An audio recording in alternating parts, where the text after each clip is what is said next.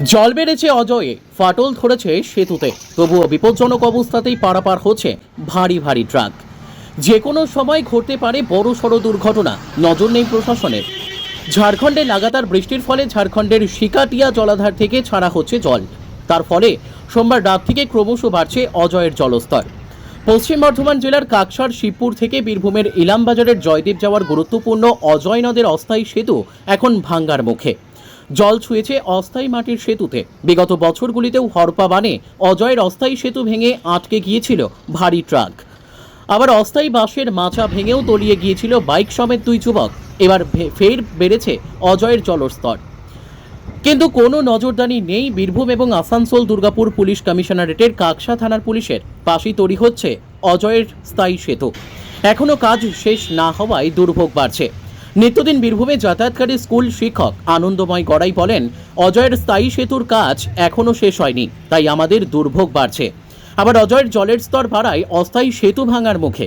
এই অবস্থায় যেভাবে ভারী ভারী ট্রাক যাতায়াত করছে, তাতে যখন তখন অস্থায়ী সেতু ভেঙে প্রাণহানির ঘটনাও ঘটতে পারে। কাজ হলে ভালো হয়। এই যে অবস্থা দেখছেন তো, জলের অবস্থা, নদী ফেরিঘাটের কি অবস্থা, বৃষ্টিটা হলে আমাদের খুবই ভালো হয়। এই জয়দের যাতায়াত খুব কষ্ট, এই জল তো বেড়ে গেছে, রাস্তাতে ভেঙে যাওয়া অবস্থা, রাস্তার অবস্থা ভালো নাই। হ্যাঁ ভয় লাগছে, কিন্তু কি করবো, তা তো মানুষ পেরিতেছে, যেতে হয়, ওই দেশে হবে না। হ্যাঁ গাড়ি বন্ধ হয়েছে, শরীর সাহস করে যাচ্ছে, বাঁচিয়েছে, যেতে পারছে না। ফেরিঘাটের অবস্থা খারাপ, ভেঙে গেছে, ধস ছেড়ে গেছে, গর্ত হয়ে গেছে।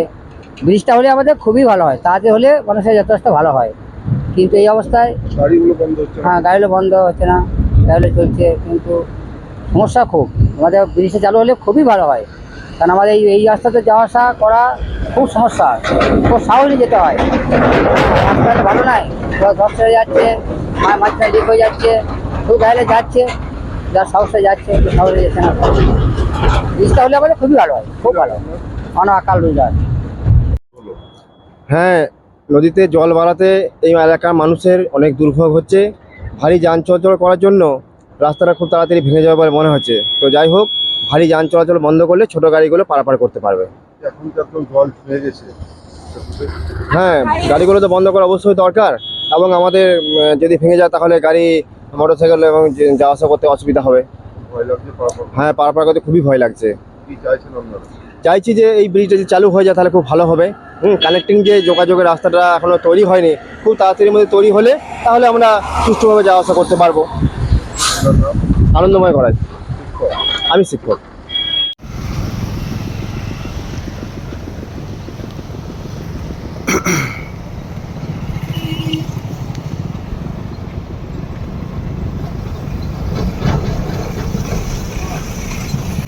Bureau report, express Kolkata.